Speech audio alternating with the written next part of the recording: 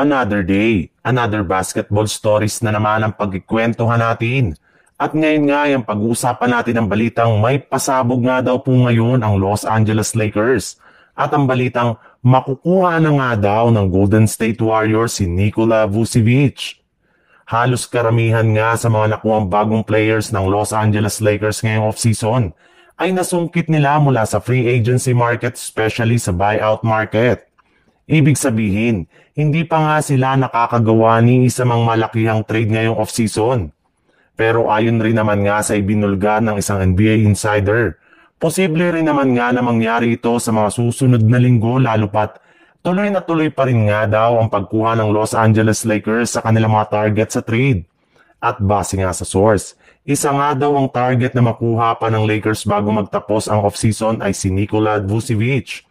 Bukod rin dyan, may lumabas na rin naman ngang balita ngayong araw na isang 4-team trade proposal na pwedeng gawin ng Lakers kasama ang mga kupunan ng Cavaliers, Charlotte Hornets at Brooklyn Nets. Bali dito nga ay makukuha ng Nets sina Grant Williams, Dean Wade at isang future draft pick. Masusungkit naman dito ng Hornets si Jarrett Allen. Makukuha naman dito ng Lakers sina Max Strus at Darius Garland habang ang Cavaliers naman ay makukuha sina LeBron James at Bronny James. Sa ibang balita naman, isang buwan nga mula na magsimula ang free agency market ay mukhang hindi pa rin nga tapos ang mga NBA team sa paggawa ng malalaking move. In fact, may malalaking pangalan pa nga na posibleng mailipat ng ibang kupunan bago pa magtapos ang July o di kaya sa pagsisimula ng Agosto. At isa nga dyan ay si Nikola Vucevic na inaanunsyo pa lang na balak na i-buyout ng Chicago Bulls kapag team ang kumuha sa kanya sa trade sa mga susunod na linggo.